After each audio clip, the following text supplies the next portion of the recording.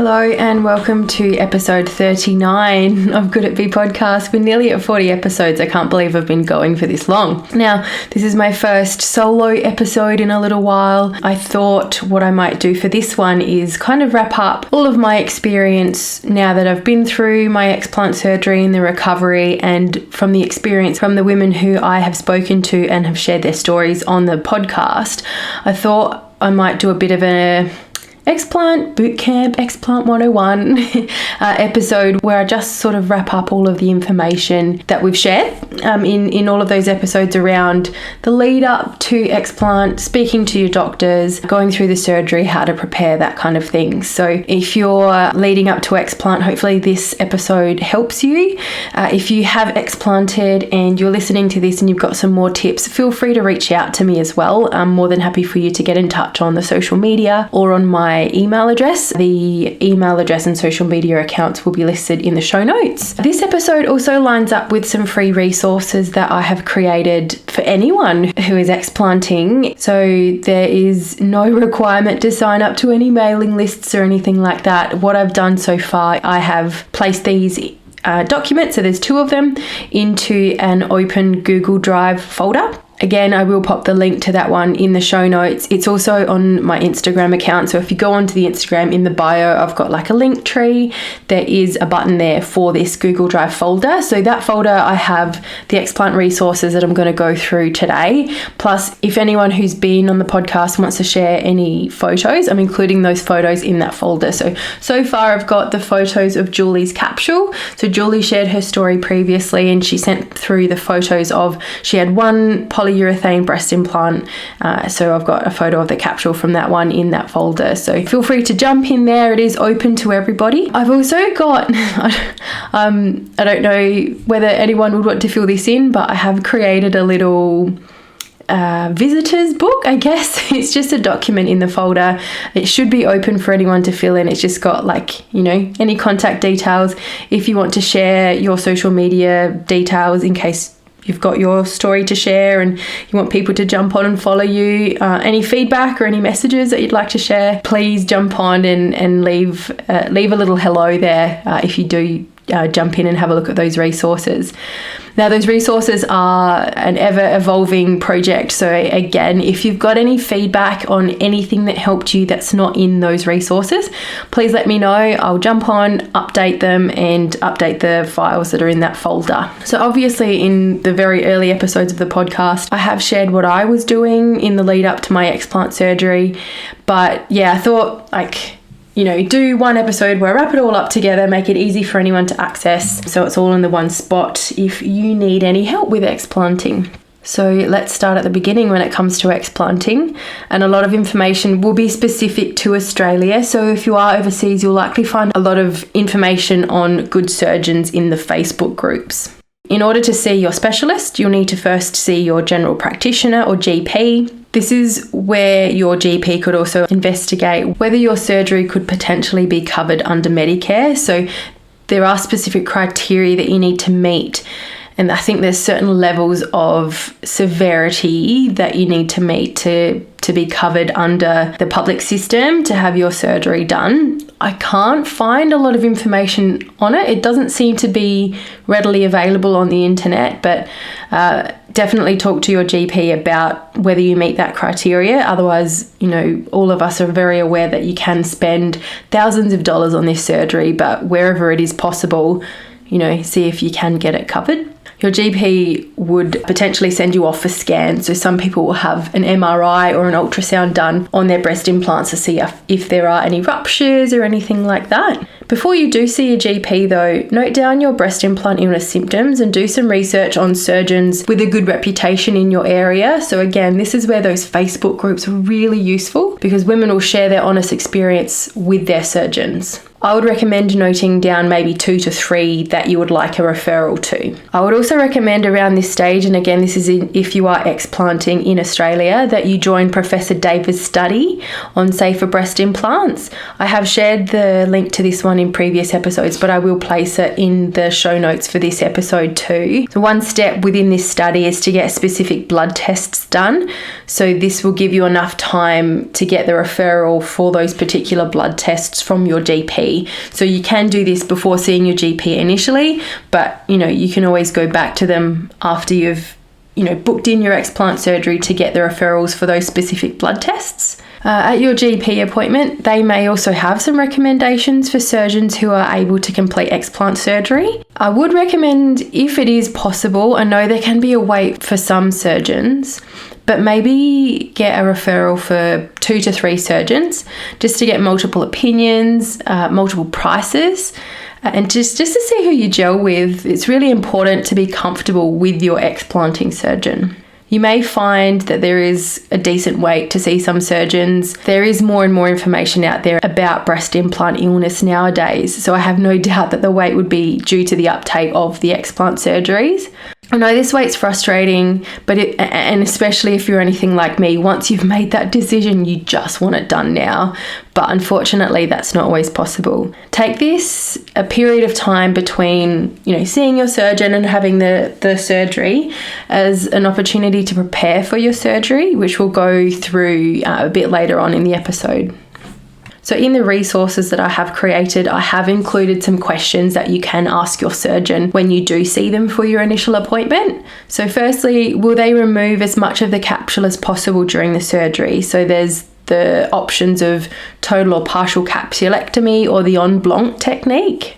Will they send the capsules off for the appropriate lab testing? That's super important given the risks of the breast implant associated anaplastic large cell lymphoma, or BIA-ALCL. Will they log your surgery with the Australian Breast Device Registry? You can actually find information on the ABDR online, and I'll include the links to that in the show notes. You'll just need to ask some general things that you would ask for any surgery. So once you've booked it in, what time do you need to stop eating and drinking before the surgery? How long you'll need drains for? Also, if you're going home from hospital with drains, what will you need to be mindful of when you do go home? How long will you need to be away from work? Just so that you can get in touch with your employer ahead of time so that they can plan for anyone that needs to cover you. What types of post-surgery bras they recommend. So some surgeons will provide a specific bra when you have your surgery. Some will recommend certain brands. Some will just say, just grab a post-surgery bra. So it's good to check that ahead of time so that you can plan on purchasing anything you need to. I have also provided my recommendations in the Preparing for Explant document that's in the Google Drive. Another thing that you need to check is what vitamins, medications, supplements you'll need to stop taking before surgery and how long you need to stop taking them.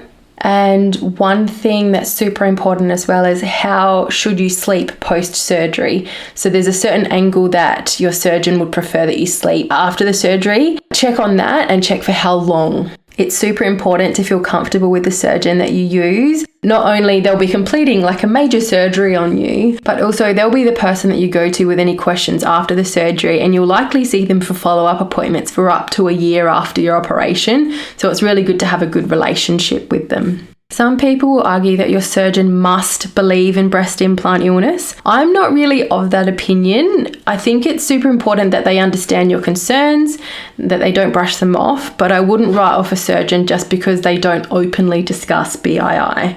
So once you've decided on your surgeon, you'll hopefully have some time to prepare.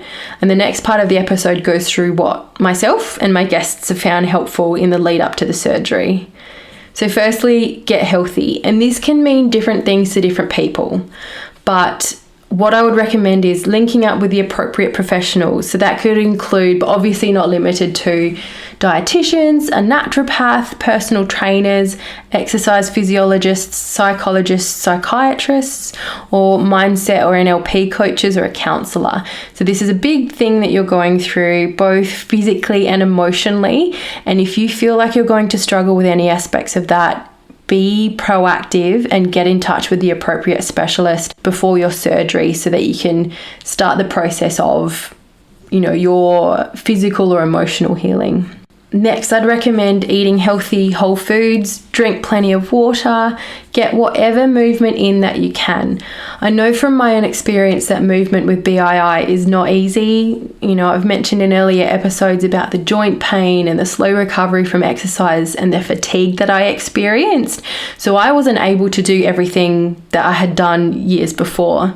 But make the most of the good days. It doesn't have to be high intensity stuff every single session. A walk or some stretching or some yoga or Pilates will do wonders for your physical and your mental health and will help you to be healthier for your surgery. Explanting is a big decision and it can come with some big body image changes. So if you are concerned about how you will be feeling mentally and emotionally after your surgery, get in touch with whatever professional aligns with you. So as I said before, a psychologist, a mindset coach, a counsellor, or even confide in a really close friend or family member.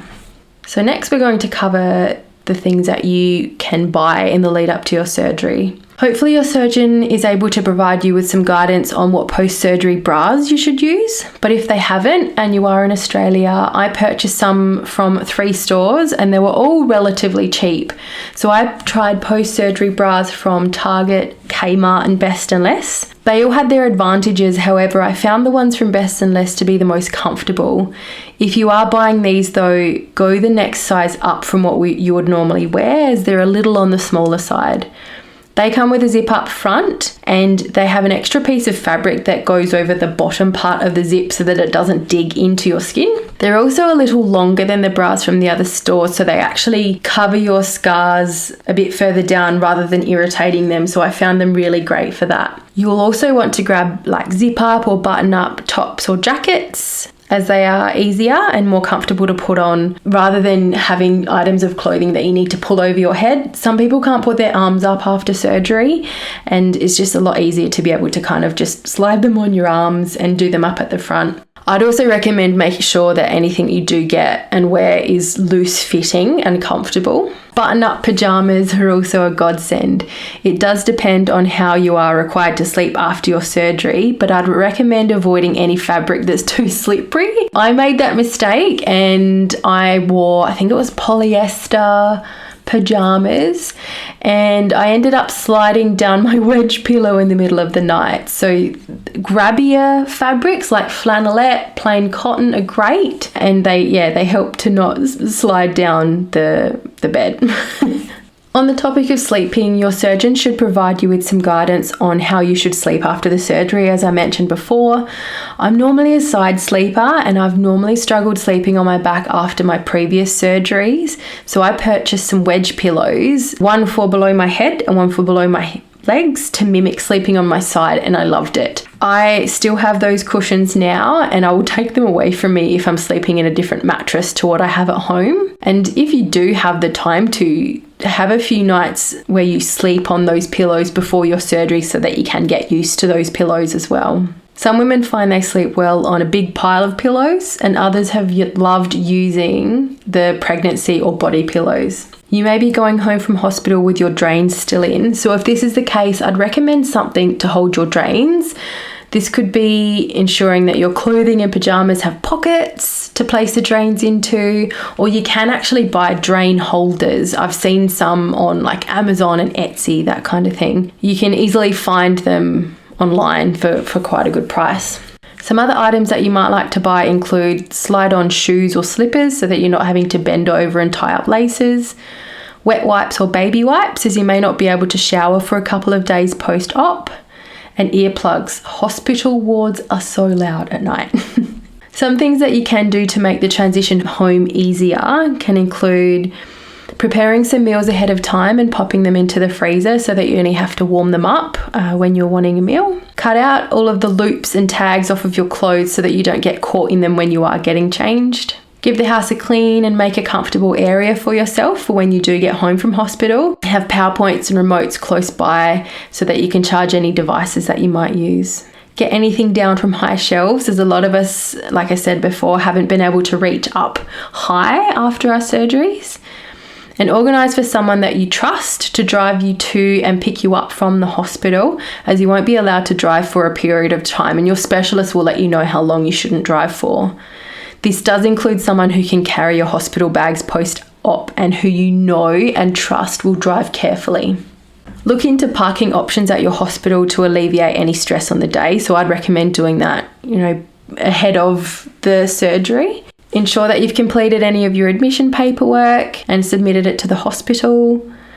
Check whether you can have visitors at the hospital, and if so, how many per day. Some hospitals may still have some restrictions around visitors. Pack your hospital bag ahead of time. Stop taking any vitamins that your surgeon has asked you to stop taking when you did ask them at your appointment.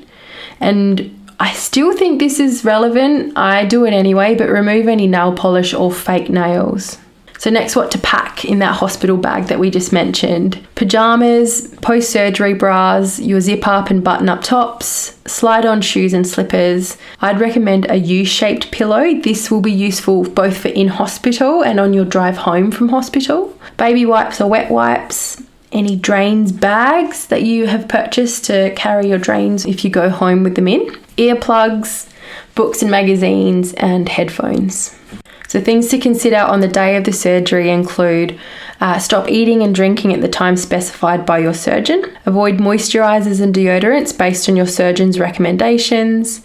I braided my hair because I have mentioned, I think before, that I have quite oily skin and my hair gets oily really quickly. So I thought, if I'm not going to be able to wash my hair for a few days, it's better being out of my face. So I just braided my hair. Leave early for the hospital to avoid any stress around traffic that you may run into, or if you struggle to find a car park. So some tips on coming home from hospital: make sure the person picking you up carries your bags for you. Keep a pillow on your lap on the drive home. So this is where I used the U-shaped pillow I mentioned just before. It wraps really nicely around the front of your body and almost provides a little bit of support. I've used U-shaped pillows on the way home from most of my surgeries. So when I have had the surgeries where they have cut my stomach muscles open, it's just so much more comfortable having that there and kind of holding you in almost. If you have the same experience as me, your new softer boobs will feel every bump and sharp turn. So make sure that the person driving you home takes extra care and slows down for speed bumps and spoon drains. And rest, rest, rest. After explanting, listen to your surgeon's advice around your limitations post-explant. You may end up with more energy after your surgery, but please take it easy until you're allowed to start doing the things like working out, lifting objects, reaching over your head. Detox waves and flare-ups are really common and they do look different for everybody. For me, I'd get headaches and a period of time when my symptoms came back. They were still happening, I think, around the 9-month mark for me, until I saw a naturopath and worked on properly detoxing from the heavy metals in the implants. But don't be disheartened by detox waves. They are completely normal and so many people that I have spoken to have experienced them. The term fluffing up gets thrown around a little bit in the BII community, and they sort of say that your breast tissue will fluff up after the surgery. The way my surgeon described it was the natural tissue is compressed over time because of the implants being in there and pushing against that breast tissue. And when the implants are removed, it allows for the natural tissue to go back to its natural state. From what I've heard, it can take anywhere up to 12 months for this to happen. You might remember from some of my earlier episodes, I had one boob that looked normal and one that was a very different shape. And that fluffed up for me after about 3 weeks. I got super hungry. I listened to my body and ate extra meals, and my other boobs kind of made a comeback. They're not perfect. They're not completely symmetrical, as Dana from Empowered Explant podcast says. They are sisters, not twins. But yeah, do have faith that your body knows what to do and knows how to heal, and you may end up having a bit of fluffing up happening in your boobs. Things that I've found that helped with my healing. So again, check with your surgeon or your GP before commencing. But I started lymphatic drainage massage after my surgeon gave me the okay. I do dry brushing. I actually do dry brushing in my infrared sauna. So here in Adelaide, winters can get quite cold. My bathroom is quite cold because it's on the back of the house. So dry brushing just ended up being such a task because I'd be freezing. But what I do now, as soon as I jump into the sauna, I dry brush when I'm in there because it's nice and warm, and then while I'm in the sauna, obviously that does all of the detoxing for me, so it's really good. It was something that my naturopath recommended, and that takes me on to my next point.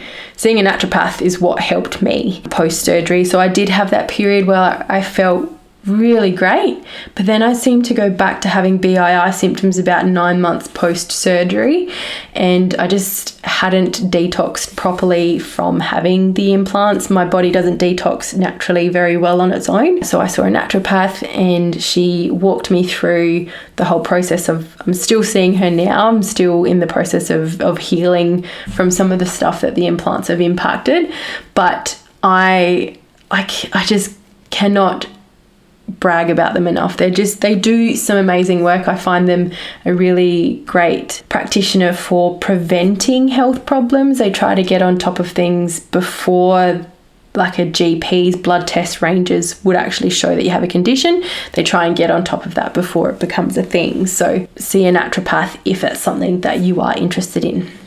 So that's all for this episode. I hope it has helped you in some way if you are looking into explanting. As I mentioned at the start of the episode, feel free to access those free resources in the Google Drive folder. And if you have any useful tips or feedback, please get in touch. Thank you so much for listening, and I will see you next time. Take care.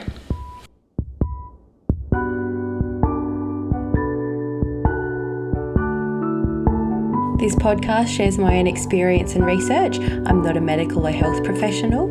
You can find me on Instagram at CouldItBeII Thank you to my incredibly talented partner Jacob Tengdale for the intro and outro music. All recording, editing and artwork is done by me. Thank you for listening.